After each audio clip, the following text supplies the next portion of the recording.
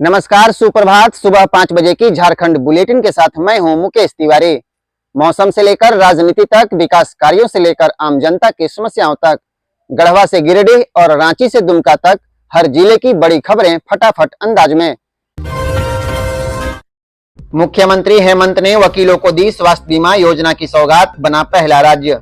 Jharkhand high court और राज्य के अलग अलग जिलों में प्रैक्टिस कर रहे हजारों वकीलों और उनके आश्रितों को राज्य सरकार ने बड़ी सौगात दी है। मुख्यमंत्री हेमंत सोरेन ने आज शनिवार को खेलगांव स्थित हरिवंश टाना भगत ऑडिटोरियम में चिकित्सा बीमा योजना का औपचारिक शुभारंभ किया। इस दौरान मुख्यमंत्री ने अधिवक्ताओं को अधिवक्ता स्वास्थ्य बीमा कार्ड भी सौंपा। झारखंड पहला राज्य है जहां वकीलों और उनके परिवारों के लिए खास स्वास्थ्य बीमा योजना शुरू की गई है। सारठ में सड़क दुर्घटना के बाद बवाल, क्रशर प्लांट के गोदाम और ट्रैक्टर को फूंका। देवघर के सारठ में अज्ञात वाहन की चपेट में आने से एक व्यक्ति की मौत के बाद लोगों ने जमकर बवाल काटा। ट्रैक्टर में आग लगा दी और क्रशर प्लांट को घेरकर उसके स्टोर रूम में और वहां खड़े वाहनों में आग लगा दी। इसकी वजह से स्टोर रूम धुआं धुआं कर जलने लगा। घटना शनिवार की दोपहर में हुई। चाईबासा में आईटी और जीएसटी की छापेमारी 16 घंटे से कर रही जांच। चाईबासा में आयकर विभाग और जीएसटी इंटेलिजेंस की टीम ने 2 प्रमुख व्यवसायियों के ठिकानों पर छापेमारी की कार्रवाई शुरू की है। झारखंड खैनी ब्रांड के पार्टनर नितिन प्रकाश और पंकज चिरानिया के आवास पर टीम पिछले 16 घंटे से छापेमारी कर रही है। 6 गाड़ियों के काफिले के साथ चाईबासा पहुंची टीम ने दोनों कारोबारियों के 2 अलग अलग ठिकानों पर एक साथ छापेमारी शुरू कर दी। सारंडा में सुरक्षा बलों को मिली बड़ी सफलता, नक्सली डंप से जिलेटिन, डेटोनेटर और विस्फोटक सामग्री बरामद। चाईबासा पुलिस और सीआरपीएफ की संयुक्त टीम ने टोंटो थाना क्षेत्र में एक बड़ी कार्रवाई को अंजाम दिया। सुरक्षा बलों ने प्रतिबंधित नक्सली संगठन भाकपा माओवादी का एक डंप ध्वस्त कर दिया। टोंटो थाना क्षेत्र के वनग्राम बामई बासा और गौबुरु के जंगली पहाड़ी इलाकों में यह कार्रवाई की गई है। सुरक्षा बलों को डंप से 16 जिलेटिन, 2 डेटोनेटर, 1 फ्यूज, 5 किलोग्राम अर्ध तरल विस्फोटक और 3 केन आईडी बरामद हुए। पलामू में क्रशर प्लांट में खड़ी पोकलेन को अपराधियों ने किया आग के हवाले। झारखंड के पलामू से एक बड़ी खबर, जहां अपराधियों ने पोकलेन में आग लगा दी और फायरिंग की है। जिले के हुसैनाबाद थाना क्षेत्र के दमदमी गांव के सोहिया पहाड़ी के पास स्थित क्रशर प्लांट में खड़ी पोकलेन में अपराधियों ने आग लगा दी। घटना शुक्रवार की रात करीब 10 बजे की बताई जाती है। मौके पर पहुंची पुलिस और फायर ब्रिगेड की टीम ने आग को काबू किया। बगीचे में घुसा भालू, लोगों की भीड़ ने घेरा। गुमला में भालू को देखने के लिए उमड़े लोग। गुमला के भरनो प्रखंड में शनिवार को एक भालू ने लोगों के बीच दहशत फैला दिया। दक्षिणी भरनो पंचायत के पड़की टोली में किसान दुचला के बगीचे में भालू के प्रवेश से क्षेत्र में हड़कंप मच गया। सैकड़ों लोग भालू को देखने के लिए मौके पर जमा हो गए। स्थानीय लोगों ने बगीचे को चारों तरफ से घेर लिया, जिससे भालू वहां से निकल नहीं पा रहा और लोग उसे पत्थर मारते रहे। झारखंड में मई के पहले 2 हफ्ते में बारिश, महीने के अंत तक 42 डिग्री तक चला जाएगा पारा। झारखंड के कई जिलों में 7 मई तक आंधी, ओलावृष्टि, वज्रपात और बारिश होने के आसार हैं। मौसम विभाग ने इस परिवर्तन को देखते हुए पलामू, गढ़वा, चतरा और लातेहार जिला में येलो अलर्ट जारी किया है। इसके अलावे रांची सहित 20 जिलों में ऑरेंज अलर्ट जारी किया गया है। मौसम विभाग ने बताया है कि आज राज्य के 20 जिलों में से 50 से 60 किलोमीटर प्रति घंटे की रफ्तार से हवा चल सकती है।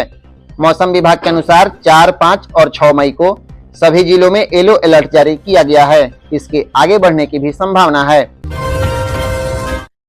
ईडी को तलाश, झारखंड में घोटाले के 50,000 करोड़ कहां हुए निवेश। प्रवर्तन निदेशालय यानी ईडी देश भर में चीट फंड के जरिए करीब 50,000 करोड़ रुपए के हुए मनी लॉन्ड्रिंग के पैसों का झारखंड में निवेश के सबूत जुटा रही है। पिछले दिनों ईडी के स्पेशल डायरेक्टर ने राज्य के मुख्य सचिव को पत्र लिखकर चिट फंड कंपनियों और उनके संचालकों के नाम पर झारखंड में खरीदी गई संपत्तियों का ब्यौरा मांगा है।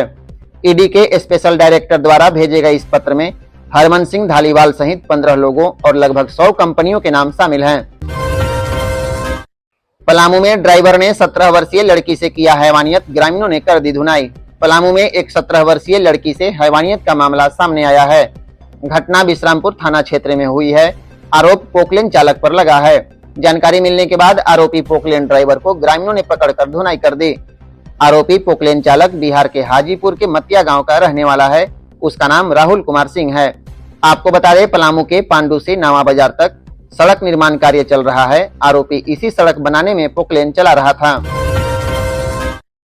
झारखंड के 8 गैर मान्यता प्राप्त राजनीतिक दल लापता, तलाश कर रहा चुनाव आयोग।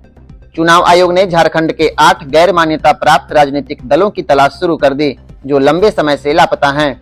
इन दलों का न तो पंजीकृत कार्यालय का पता है और न ही आयोग के पास इनकी वार्षिक रिपोर्ट है।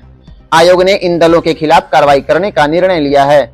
लापता दलों में भारत विकास मोर्चा, बहुजन Sadan Morcha, Bharatiya Janmukti party, Jansadharan party, Jharkhand party secular, Jharkhand Vikas Dal, Rashtriya मजदूर किसान प्रजातांत्रिक पार्टी और राष्ट्रीय सेंगल पार्टी शामिल हैं। इनमें से 5 दल रांची में, जबकि एक दल पलामू, गिरिडीह और देवघर में पंजीकृत थे। धनबाद के 3 युवकों का मुंबई में अपहरण, 3 करोड़ मांगी फिरौती। धनबाद के रहने वाले 3 युवकों का मुंबई में अपहरण करने का मामला सामने आया है। अपहरणकर्ताओं ने 3 करोड़ की फिरौती भी मांगी है। अपहरित युवकों में मुनीडीह ओपी क्षेत्र के आमडीह बस्ती निवासी सरोज कुमार महतो और उसके 2 दोस्त शामिल हैं। सरोज के भाई मनोज कुमार महतो ने इस मामले में प्राथमिकी दर्ज कराई है।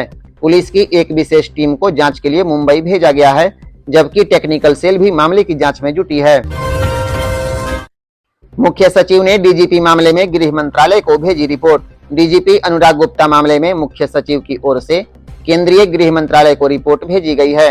रिपोर्ट में डीजीपी की नियुक्ति को उचित बताया गया है। हालांकि नेता प्रतिपक्ष बाबूलाल मरांडी डीजीपी मामले को लेकर लगातार सरकार और मुख्यमंत्री को घेर रहे हैं। रिपोर्ट में कहा गया है कि डीजीपी अनुराग गुप्ता की नियुक्ति कैबिनेट में लिए गए निर्णय और गठित समिति की अनुशंसा पर की गई थी। पलामू में अनियंत्रित होकर पलटा ट्रैक्टर, इंजन के नीचे दबने से चालक की मौत। पलामू जिले में शनिवार सुबह एक दर्दनाक हादसे में ट्रैक्टर चालक की मौत हो गई। घटना छतरपुर थाना क्षेत्र के डाली गांव की है। यहां 32 वर्षीय परदेसी भुइयां ट्रैक्टर से बालू गिराकर वापस लौट रहा था, लेकिन अचानक ट्रैक्टर अनियंत्रित होकर पलट गया।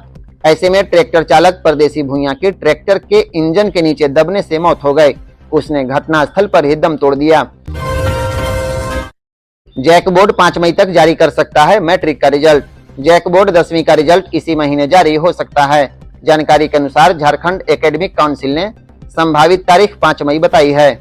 बताते चले कि जैक बोर्ड 10वीं की परीक्षा 11 फरवरी से 3 मार्च तक आयोजित की गई थी, जिसमें काफी संख्या में विद्यार्थी शामिल हुए थे।